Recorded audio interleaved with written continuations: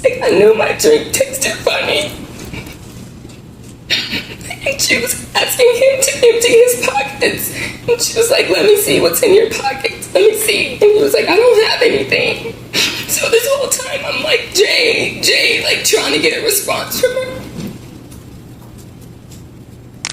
On a Saturday night in February 2023, a young man in Nashville dialed 911. He was calm, composed. He told the dispatcher his girlfriend was having an allergic reaction. She was 24 years old, 5 months pregnant, and by the time paramedics reached her apartment, she was already slipping away. An allergic reaction. That's what the man on the phone said. That's what the hospital was told. That's what everyone believed, at first. But minutes before that call, while she could still speak, while she could still move, the woman dying on that floor said 7 words to the man standing over her. 7 words that would take 3 years to reach a courtroom. 7 words that would put him away for the rest of his life. This is the story of Jade Benning. And to understand what those words meant, you need to understand what she wanted and what he was willing to do to stop it. Jade Benning grew up in Little Rock, Arkansas. If you asked the people who knew her best, they wouldn't start with how she died. They'd tell you about the group chats, the updates, the way she pulled the people she loved into everything she did. Her best friend was a girl named Nashville Jackson. They met when they were 6 years old. They grew up on the same streets, went through school together, stayed close even after Jade moved a few hundred miles east to Nashville, Tennessee, to build a life of her own. By early 2023, that life was taking shape. A job she liked, a 2-bedroom apartment, and one more thing, the biggest thing, Jade was pregnant, a baby girl. She already had a name picked out, Ivy. And here's what matters, because it will matter later. Jade wasn't scared of this. She wasn't hiding it. The day she found out, she called her mother. And from that moment on, her mom got everything. Photos, videos, updates from every appointment. Jade shopping for baby clothes. Jade planning the nursery. A coworker who knew her well would later put it in one sentence. She just wanted to be a mom, and she was ready. Nashville promised to be there for all of it. The doctor visits, the baby shower. At one point, the two of them even talked about living together. 2 best friends since 1st grade, raising a little girl named Ivy. That was the plan. On the last Saturday of February, Nashville came over to Jade's apartment. They ate, they laughed, they talked about the nursery. Then Nashville went home, and Jade stayed behind to spend the rest of her evening with her boyfriend. She had 8 days left to live. The man Jade stayed behind with that night was, on paper, impressive. His name was Blaze Taylor. He'd been a standout football player at Arkansas State, 4 seasons, a name people in that world recognized. And when his playing days ended, he didn't drift, he climbed. By his mid-20s, he was working as a scout for the Tennessee Titans, an NFL franchise. A dream job in a business that thousands fight to get into. Smart, ambitious, well-connected, the kind of young man whose future everyone described the same way, bright. When his name first appeared in news reports connected to this case, people who knew him struggled to believe it. Men like that don't end up in stories like this. But a resume tells you what someone has achieved. It tells you nothing about what they're capable of, and none of it, the football, the NFL badge, the future, none of it explains what investigators say happened inside Jade Benning's apartment after her best friend walked out the door. To understand that, you have to go back 6 months, to the very beginning, to a match on a dating app. August 2022, Jade and Blaze matched on Hinge. It moved the way these things move. Messages became dates. Dates became a relationship, the on-again, off-again kind. Not perfect, not settled, but real enough that by that fall, they were a couple, at least some of the time. Then came November. Jade found out she was pregnant. For her, you already know what that meant. The calls to her mom, the name, the plans. For him, it meant something very different. According to what Jade told the people closest to her, in messages investigators would later pull from her phone, Blaze made his position clear. He didn't want the baby. He didn't want to be involved in the child's life. He didn't want to be involved in hers. Stop and sit with that for a second. Because this is the moment the whole case turns on. A 24-year-old woman, pregnant for the first time, being told by the father that she was on her own. Plenty of women have stood at that exact crossroads. And Jade did what she believed was right for her. She chose the baby. But he had a different outcome in mind. And he wasn't letting it go. The subject kept coming back. An abortion. His way out.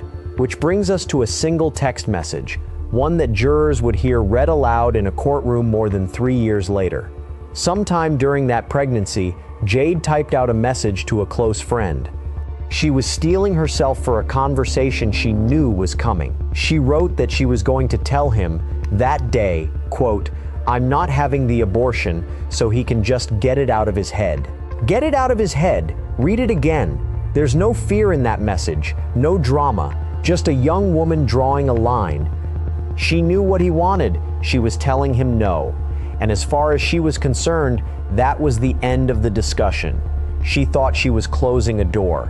She had no way of knowing what was on the other side of it, because prosecutors would later argue that Blaze Taylor never got it out of his head.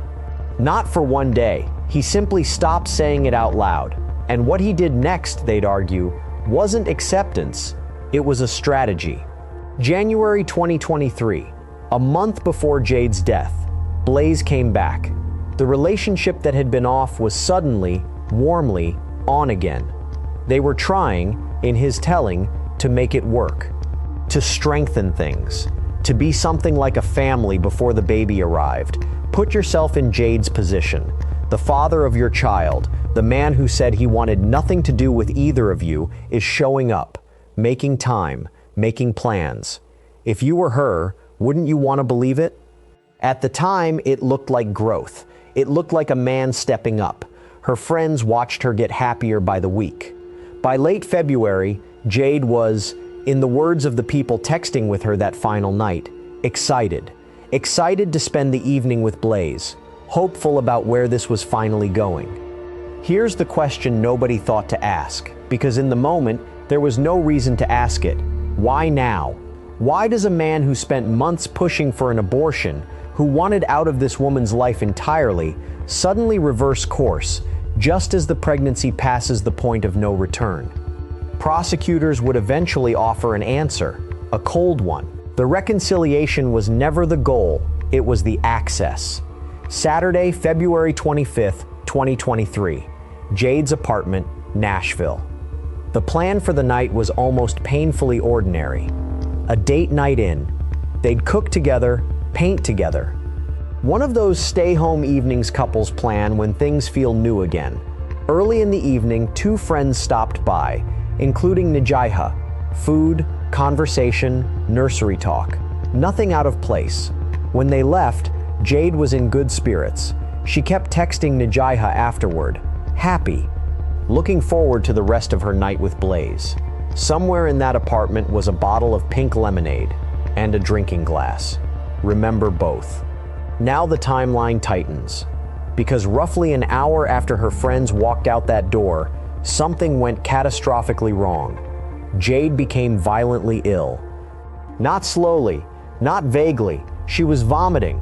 Her body was failing in real time. Her legs stopped working.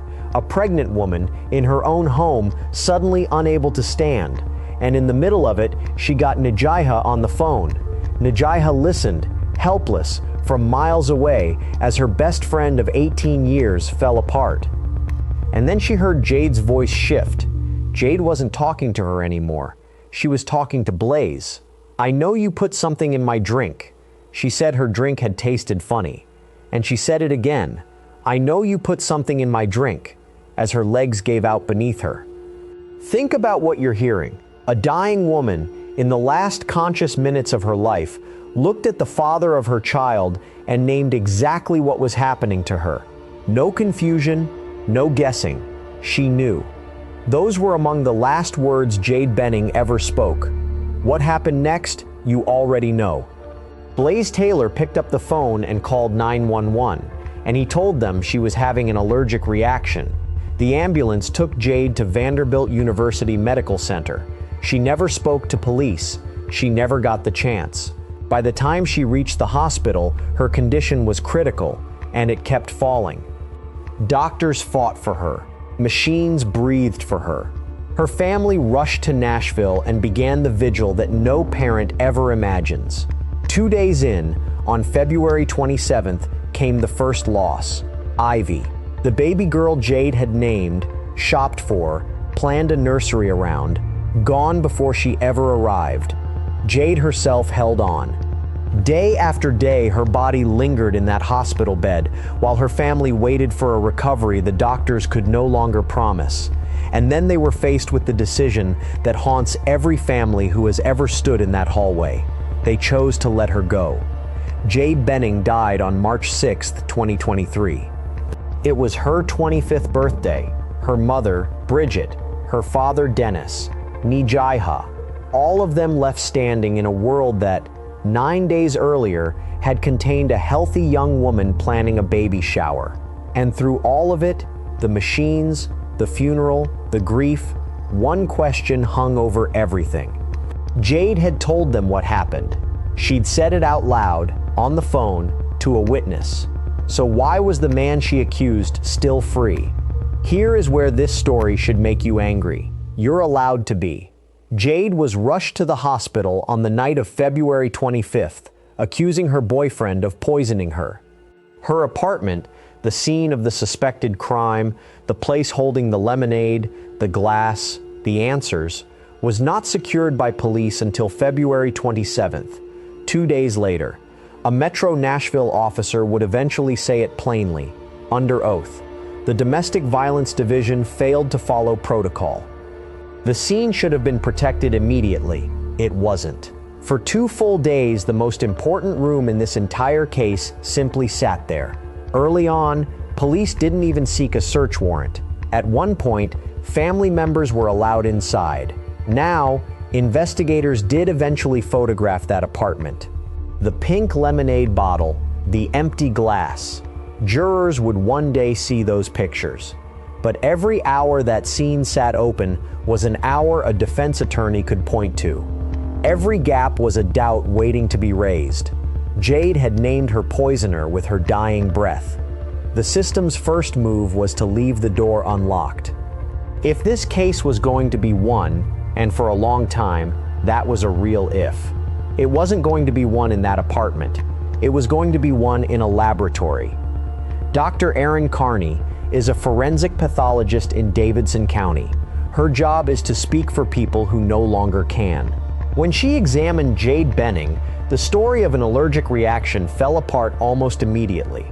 There was no heart attack, no pneumonia, no infection, nothing wrong with the placenta or the cord, nothing that explained why a healthy 24-year-old had collapsed and died. Nothing, except the toxicology report.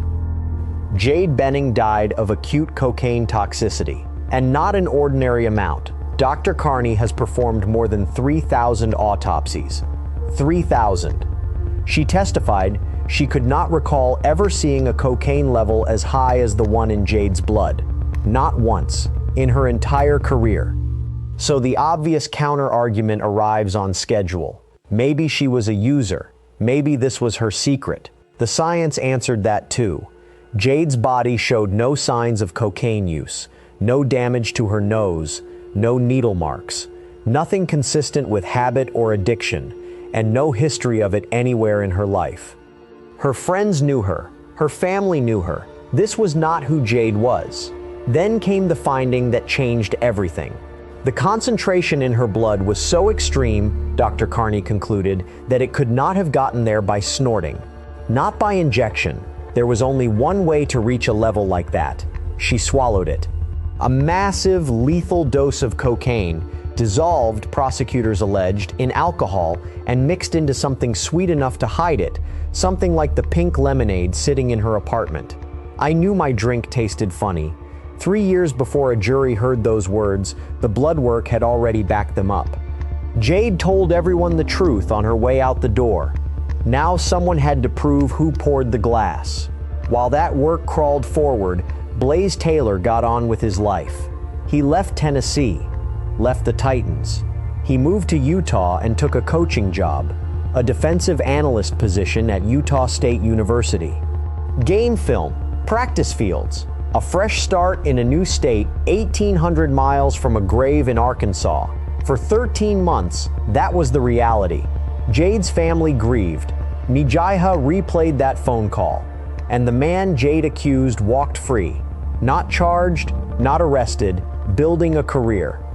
Then, in April 2024, a Nashville grand jury handed down an indictment. 2 counts of first-degree murder, one for Jade, one for Ivy. U.S. Marshals found Taylor in Utah and took him into custody. For Jade's family, it should have been the exhale. It lasted about 2 weeks. A judge set his bond at $2.5 million, and Taylor paid it. He walked out of jail and stayed out, free on bond, for more than 2 years while the case ground toward trial. Presumed innocent. That's the system, and the system applies to everyone. But if you're Jade's mother, every one of those days has the same shape. Your daughter is gone, your granddaughter is gone, and the man she accused is out there, living. All of it now came down to 12 strangers in a Nashville courtroom, June 2026. More than 3 years after Jade's death, the state of Tennessee versus Blaze Taylor finally began. The prosecution's theory was as simple as it was chilling. He didn't want the baby. She refused the abortion. So he came back into her life, waited for a quiet Saturday night, and served her a drink laced with enough cocaine to kill her several times over. The defense told a different story. Taylor, they argued, simply wasn't ready to be a father. Both of them were seeing other people. Wow, and they pointed the finger back at Jade herself, suggesting she'd been drinking during the pregnancy, hinting the drugs might have been her own. Then the evidence started answering. Nijaiha took the stand and brought that final phone call into the room. Her best friend's voice, accusing Blaze as her legs failed. Jade's own texts were read aloud, including the one you already know. "I'm not having the abortion, so he can just get it out of his head." The crime scene photos went up, the lemonade, the glass, and Dr. Carney walked the jury through the science. The highest cocaine level she'd seen in 3,000 autopsies. A body with no trace of drug use, a dose that could only have been swallowed. Piece by piece, the allergic reaction call, the very first thing Blaze Taylor ever said about that night, was revealed for what it was. Not a panicked mistake, a cover story. On July 1st, 2026, the jury returned its verdict. Guilty, on every count, for Jade and for Ivy. Blaze Taylor, the scout, the rising star, the man with the bright future, was sentenced to life in prison. In the gallery, Jade's family held each other and cried. Outside the courtroom, Jade's father, Dennis, kept it simple. He was glad it was over, he said. Justice had been served. Her mother, Bridget, spoke of relief. 3 years of waiting finally set down. And that's the version of this story the record books will keep. A conviction, a life sentence. Case closed. But before you go, put the case file down for a second. Because Jade Benning was never a case file. She was a 6-year-old making a best friend in Little Rock. The kind of friendship that lasts so long it ends up in sworn testimony. She was a daughter who called her mom the day the test came back positive and never stopped sending updates. She was a young woman with a 2-bedroom apartment, 1 bedroom of which was slowly, joyfully becoming a nursery. She was 8 days from 25. She was 14 weeks from meeting Ivy. And when the worst happened, when her own body was failing her, in her own home, at the hands of someone she'd chosen to trust one more time, she did the bravest thing anyone in this story did. She said it out loud. She named him. She made sure someone heard. It took 3 years, a phone full of messages, and the highest toxicology reading a medical examiner had seen in 3,000 autopsies to prove her right. But Jade told the truth first. We've laid out what the evidence shows. and what a jury decided it means. What stays with you? The missed protocols, the 13 months, the 2 words, "get it out of his head." That part is yours. Her name was Jade Benning. She just wanted to be a mom,